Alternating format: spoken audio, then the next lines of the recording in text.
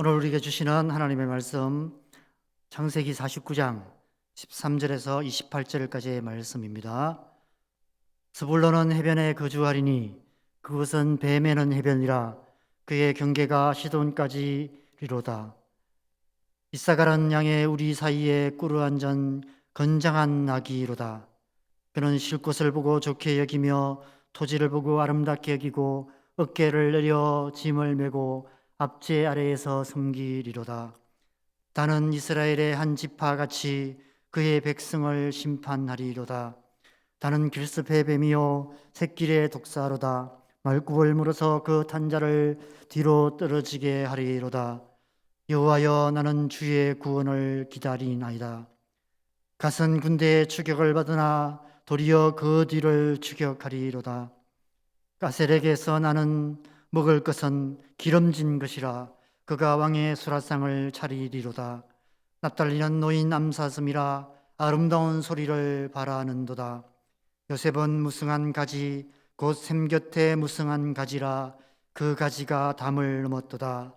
활 쏘는 자가 그를 학대하며 적개심을 가지고 그를 쏘았으나 요셉의 활은 도리어 굳세며 그의 팔은 힘이 있으니 이는 야곱의 전능자 이스라엘의 반석인 목자의 손을 힘입음이라.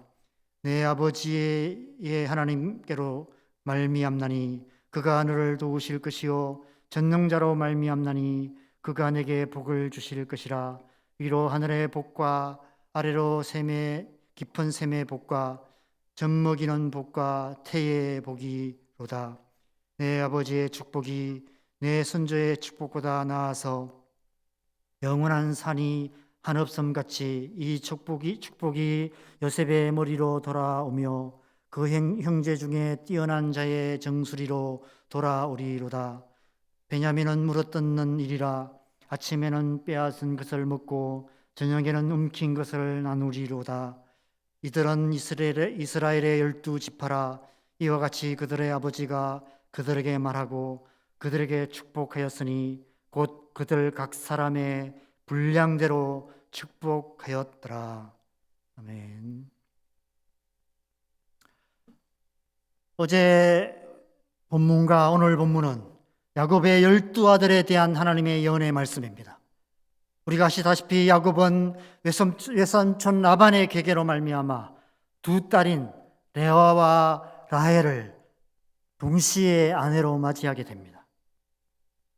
그런데 언니 레아가 르우벤, 시므온, 레위, 유다를 연이어 낳는 동안 라헬은 아이를 낳지 못했습니다. 그래서 라헬이 자기 시녀 빌하를 야곱의 첩으로 들여 다섯째와 여섯째 아들인 단과 납달리를 낳습니다. 이에 질세라 레아 역시 시녀 실바를 야곱의 첩으로 들여 일곱째와 여덟째인 갓과 아셀이 태어나게 됩니다. 그 후 레아가 다시 임신하여 아홉째와 열째인 이사갈과 스불론 그리고 외동딸 디나를 낳습니다. 하나님께서 그 후에 라헬을 불쌍히 여기셔서 그의 태를 여셔서 마지막 11번째와 12번째 아들 요셉과 베냐민을 낳게 됩니다. 이 12아들이 훗날 이스라엘의 12지파가 됩니다. 어제 본문에서는 하나님께서 이스라엘 공동체의 영적 지도자를 세우는 기초 작업을 하신 말씀을 묵상했습니다. 자격이 없는 넷째 아들인 유다에게 영적인 장자권의 축복의 은혜를 주십니다. 그리고 오늘 본문은 나머지 8아들에 대한 예언의 말씀을 선포하고 있습니다. 그런데 오늘 본문 말씀을 보면 어제 본문과는 달리 8명의 아들들을 순서대로 축복하지 않습니다. 순서대로 한다면 단과 납달리, 갓, 아셀, 이사갈, 스불론, 요셉, 베냐민 순서로 해야 합니다. 그런데 오늘 말씀은 스불론, 이사갈, 단, 갓, 아셀, 납달리, 요셉, 베냐민 순서로 되어 있습니다. 왜 그러셨을까요? 그리고 아들들마다 예언의 분량도 각기 다릅니다. 어떤 아들은 한 절로 간단하게 말씀하고 어떤 아들은 두 절, 세 절, 네 절로, 요셉 같은 경우는 길게 축복하는 말씀을 기록하고 있습니다. 왜 그러셨을까요? 어쩌면 하나님께서 그렇게 하신 특별한 이유가 있으셨는지도 모릅니다. 학자들이 여러 가지로 연구하지만 만족할 만한 대답은 없는 것 같습니다. 제가 하나님께 물었을 때 이런 마음이 들었습니다. 그게 뭐가 중요하냐고. 누구 이름이 먼저 나오는가가 뭐 그렇게 중요하냐고. 여러분, 정말 그렇습니다. 지금 누구 이름이 먼저 나오는가는 조금도 중요하지 않습니다. 왜냐하면 하나님 나라는 먼저 된 자가 나중되고 나중된 자가 먼저 되는 나라이기 때문에 그렇습니다. 좀 유치하지만 이런 질문도 생깁니다. 왜 누구에게는 더 많은 축복을 주시고 누구에게는 한 구절도 안 되게 말씀하시는가? 하나님이 불공평하지 않는가? 이 유치한 질문에 대한 대답은 마지막 28절에 있습니다.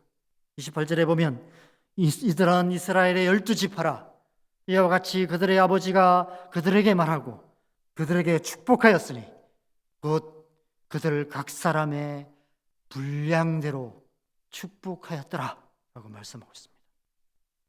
여러분, 이 세상에서 말하는 공평은 다 똑같이 나누어 주는 것을 말합니다. 그래서 그런 세상 만들려고 공산주의가 생겨나기도 했습니다. 그러나 성경이 말하는 하나님 나라는 다 똑같이 나누는 나라가 아닙니다. 하나님의 공평은 다 똑같이 나누어 주는 것이 아닙니다. 하나님의 공평은 각 사람의 필요에 따라 각 사람의 분량대로입니다. 우리가 이런 유치한 질문에 빠지면 하나님께서 오늘 말씀을 통해서 우리에게 말씀하시는 하나님의 음성을 제대로 들을 수 없고 하나님께서 보여주시는 하나님 나라의 비전을 볼 수 없습니다. 큰 그림을 봐야 합니다. 하나님의 비전을 봐야 합니다. 이 야곱을 통해 이 아들들에게 주시는 말씀 속에서 하나님께서 이루시기 원하시는 하나님 나라의 공동체의 비전을 봐야 합니다. 뱀에는 해변에 거주하는 스불론, 양의 우리 사이에 꿇어앉은 건장한 나귀 같은 이사갈, 길습의 뱀이요 새끼의 독사 같은 단, 군대의 뒤를 추격하는 갓, 왕의 수라상을 차리는 아셀, 아름다운 소리를 바라는 암사슴 같은 납달리, 담을 넘는 무성한 가지인 요셉, 무릎 떴는 이리 같은 베냐민. 유다의 영적인 지도력 안에서 이들이 함께 어우러져 만들어가는 하나님 나라의 비전. 이제 이 야곱의 12 아들들이 각 사람의 분량대로 받은 이 하나님의 언약의 말씀, 이 축복의 말씀, 이 비전의 말씀을 가지고 이스라엘 12지파를 이루어 하나님 나라의 비전을 이루는 공동체를 이 땅 가운데 이루어가게 될 것입니다. 여호와여, 나는 주의 구원을 기다리나이다.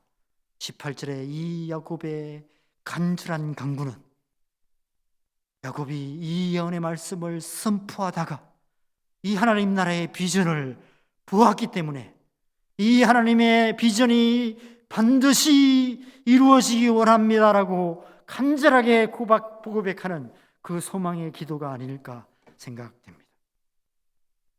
야곱은 지금 이 예언의 말씀을 통해서 이 하나님의 소망과 비전을 그의 사랑하는 아들들에게 유언으로 남기고 있는 것입니다. 하나님 나라는 이 유언처럼 우리 각자가 삶의 현장에서 하나님이 주신 각기 다른 은사, 각기 다른 분량대로 하나님 말씀 붙잡고 살아감을 통해 우리 살아가는 삶의 현장 속에 이루어지기 시작하는 것입니다. 특별히 저는 오늘 말씀을 묵상하면서 우리가 하나님의 예언의 말씀, 그 말씀에 대해서 너무 운명론적인 태도를 취하고 있는 것이 아닐까, 운명론적으로 반응하는 것이 아닐까, 이런 생각이 들었습니다. 아마 해가 바뀔 때마다 토정비결을 보고 신수와 사주를 보고 기륭화복을 점치는 운명론적인 문화에 길들여져 있었기 때문에 이런 반응을 하는 것이 아닐까 생각됩니다. 오늘 이 야곱의 아들들을 향한 예언의 말씀은 그들에게 운명 지어진 확실한 미래를 말씀하시는 것이 아닙니다. 여러분, 우리의 미래는 우리의 과거와 현재의 삶과 아무런 상관없이 하늘로부터 운명적으로 뚝 떨어지는 것이 아닙니다. 물론 우리의 삶 속에는 우리의 과거와 현재와 아무 상관없이 예측할 수 없는 어떤 일들이 일어나기도 합니다. 유행으로 좋은 일들이 일어나기도 하고 예상치 못하는 나쁜 일들이 일어나기도 합니다. 그러나 대체로 우리의 미래는 우리의 과거와 우리의 현재의 삶의 연장선 안에서 예측 가능합니다. 그것은 곧 우리의 과거에 어떤 선택을 하며 살았고 현재 우리가 어떤 선택을 하는가를 통해서 우리의 삶의 미래를 어렴풋하게나마 짐작할 수 있다는 것입니다. 그래서 그것을 아는 것이 바로 지혜인 것입니다. 오늘 이 야곱의 예언은 그 아들들의 어떠함과 그 아들들이 과거와 현재 어떻게 살아왔는지와 아무 상관없이 그냥 하나님께서 일방적으로 결정해 내오신 운명론적인 어떤 예언을 그들에게 전달하는 것이 아닙니다. 오히려 야곱이 그동안 12 아들들이 살아온 모습들을 보면서 그들의 과거와 현재의 모습들을 통해 그들의 미래를 통찰하며 예언하고 있는 것이라 할 수 있습니다. 그것은 다르게 말하면 곧 우리의 미래가 닫힌 미래가 아니라 열린 미래라는 것입니다. 우리의 삶의 현재의 어떤 선택이 우리의 미래를 바꿀 수도 있다는 것이죠. 하나님의 축복의 예언을 받았을지라도 그 결과가 저주로 끝날 수도 있고 저주의 예언을 받았을지라도 그 끝이 축복으로 바뀔 수도 있다는 것입니다. 먼저 된 자가 나중되고 나중된 자가 먼저 될 수도 있다는 것입니다. 우리가 앞서 묵상한 이사야서 말씀에서 반복해서 심판을 경고하시는 예언의 말씀이 거듭거듭 선포되는 중에도 하나님은 계속해서 회개의 말씀을 하십니다. 바로 그 회개를 통해서 이 운명적으로 결정되어 있는 것 같은 이 예언의 말씀이 바뀔 수 있다는 것이죠. 회개란 지금 우리가 과거와 다른 선택을 하는 것입니다. 지금까지 나의 선택과는 완전히 다른 선택을 하는 것, 그것이 회개입니다. 그리고 그 선택이 우리의 미래를 바꾼다는 것이죠. 이 야곱의 예언의 말씀으로부터 약 400년, 430년쯤 후 신명기 33장에 가서 모세가 죽기 전에 가나안 땅을 앞에 둔 12지파를 향해 마지막 축복의 말씀을 합니다. 그런데 그 12지파를 향한 모세의 축복들을 보면 오늘 야곱의 축복과는 많이 달라져 있는 것을 보게 됩니다. 마치 큰 비가 내리거나 오랜 세월 강물 빗줄기를 통해서 강의 물줄기의 방향이 바뀌듯이 역사의 어떤 시점에서 이 450년의 역사를 통해서 누군가의 다른 선택들이 이 지파들의 운명을 바꾸어 놓았던 것이죠. 어제 말씀에서 시므온과 레위 동일한 예언을 받았습니다. 축복보다는 저주에 가까운 예언의 말씀을 받았습니다. 그런데 신명기 33장에 보면 시므온 지파는 이 야곱의 예언처럼 어떻게 된 이유인지 그 이름조차 빠져 있습니다. 모세가 시므온 지파는 축복에서 빼버렸습니다. 그런데 레위에 대해서는 다른 어떤 지파보다도 많은, 다른 지파는 한 절, 많아야 2절 그렇게 축복하지만 레위는 4절에 걸쳐서 축복합니다. 제가 읽어드리겠습니다. 레위에 대하여는 일렀으되 주의 둠밈과 의림이 주의 경건한 자에게 있도다. 주께서 그를 마사에서 시험하시고 머리바 물가에서 그와 다투셨도다. 그는 그의 부모에게 대하여 이르기를 내가 그들을 보지 못하였다 하며 그의 행자들을 인정하지 아니하며 그의 자녀들을 알지 아니한 것은 주의 말씀을 준행하고 주의 언약을 지킴으로 말미암음이로다.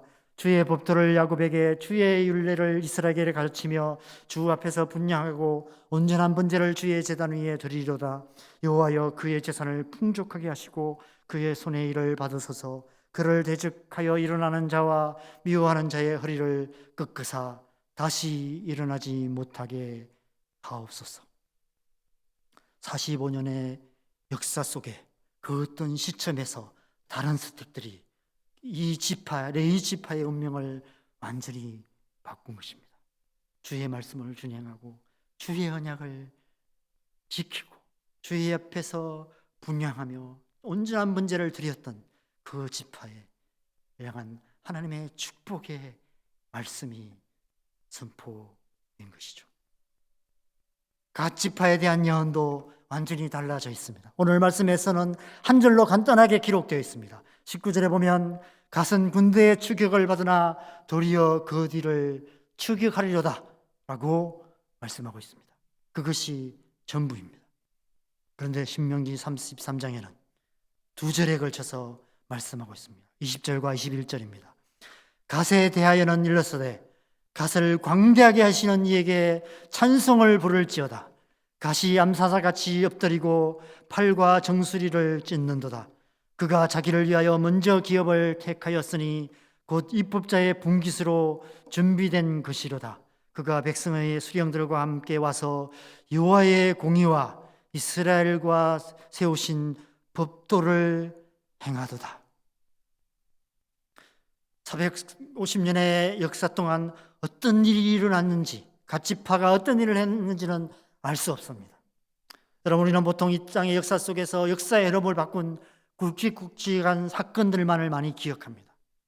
많은 사람들이 그 일을 기억하며 그 일이 역사를 바꾼 것처럼 생각할 수 있습니다. 그러나 여러분, 정말 역사를 바꾸는 것은 특별한 시대에 특별한 사람의 특별한 일이 아닙니다. 오히려 하루하루 일상의 삶을 살아가는 보통 사람들이 살아가는 평범한 일상의 삶들이 역사를 바꿉니다. 그 하루 일상의 삶 속에서 올바른 선택들을 하며 살아가는 그 한 사람 한 사람의 삶이 개인의 역사를 바꾸고 민족의 역사를 바꾸고 이 세상의 역사를 바꾸어 가는 것입니다. 하나님 나라가 그렇게 이루어지는 것입니다. 갓 지파가 그 역사 속에 이름 없는 사람들의 그 수많은 선택들이 갓 지파의 운명을 바꾸어 놓았는지도 모릅니다. 사랑하는 여러분, 우리가 살아가는 일상의 삶에 우리가 먼저 하나님 나라와 그 일을 구하며 살아갈 때, 날마다 하나님의 말씀을 묵상하며 순간순간 하나님과 동행하는 삶을 살아갈 때, 우리는 비록 지극히 평범한 일상의 삶을 살아가지만 우리가 살아가는 삶의 현장이 하나님 나라의 역사의 현장이 될 줄 믿습니다. 코로나 시대입니다. 교회에 모여서 예배할 수 없는 상황에 우리가 처해 있습니다. 물론 온 성도들이 교회에 모여서 예배하는 것은 하나님 나라의 역사를 이루는 데 있어서 중요합니다. 그러나 그보다 중요한 것은 우리 각자가 삶의 현장에서 예배자의 삶을 살아가는 것입니다. 어쩌면 하나님께서 이 코로나 상황을 통해서 우리에게 지금 그것을 요구하고 계시는 것이 아닐까 생각합니다. 코로나 상황이 오래 되는 이유는 하나님께서 집요하게 그것을 요구하고 계시는 것인지도 모릅니다. 반복해서 이런 상황이 반복되는 이유는 하나님께서 반복해서 그것을 요구하고 계시는 것이 아닐까 생각됩니다. 지금 우리가 그 하나님의 말씀을 듣고 지금 우리가 그 하나님의 말씀을 순종할 때 이스라엘의 12지파의 운명이 바뀌듯이 이 땅의 교회의 역사, 이 민족의 역사, 하나님 나라의 역사가 바뀌게 될 줄 믿습니다. 오늘 하루 순간순간 우리의 평범한 일상의 선택이 민족의 운명을 바꾸고 우리의 다음 세대의 살 길을 열어주며 이 땅의 역사의 물줄기를 바꾸는 위대한 선택이 되는 줄을 믿으시기 바랍니다. 그래서 오늘 하루도 우리의 삶을 통해 하나님 나라의 역사를 만들어가는 저와 여러분의 삶이 되기를 주님의 이름으로 간절히 축원합니다. 함께 기도하시겠습니다. 하나님 아버지, 우리를 이 땅 가운데 하나님 나라의 역사를 바꾸어가는 역사의 주역들로 불러주셔서 감사합니다. 지금 코로나 시대를 살아가고 있습니다. 함께 모여서 예배할 수 없고, 함께 모여서 기도할 수 없고, 함께 모여서 교제할 수 없고, 함께 모여 하나님의 말씀을 나눌 수 없는 상황에 처해 있습니다. 그러나 하나님, 그럼에도 불구하고 하나님 나라의 역사는 멈추지 않을 줄 믿습니다. 우리가 살아가는 하루하루 일상의 삶 속에서, 우리가 이 평범한 하루하루의 삶 속에 우리의 작은 선택들이 하나님의 뜻에 합당한 선택들이 되게 하여 주시옵소서. 그러한 선택들을 통해 우리의 삶을 통해 이 땅 가운데 하나님의 뜻을 이루어가고 하나님 나라를 이루어가는 하나님의 백성들 되게 하여 주시옵소서. 우리의 일상의 삶이 우리의 운명을 바꾸고 교회의 역사를 바꾸며 이 땅 가운데 하나님 나라의 역사를 바꾸는 그러한 삶이 되게 하여 주시고, 무엇보다도 우리의 자녀들 미래를 알지 못하고 불확실한 미래로 말미암아 두려워 갈 바를 알지 못하고 있는 우리의 자녀들에게 하나님 나라의 미래를 밝혀주는 그런 삶을 살아가는 하나님의 백성 되게 하여 주시옵소서. 이 코로나 상황이 속히 끝나 우리가 함께 모여 자유롭게 하나님을 예배할 그날에는 우리가 더 깊이 하나님의 영광을 높이는 그런 교회로 다시 한번 나아갈 수 있도록 은혜 다하시고 함께하여 주시옵소서. 오늘 하루 우리의 삶을 하나님의 그 은혜 앞에 올려드립니다. 예수님의 이름으로 기도합니다. 아멘.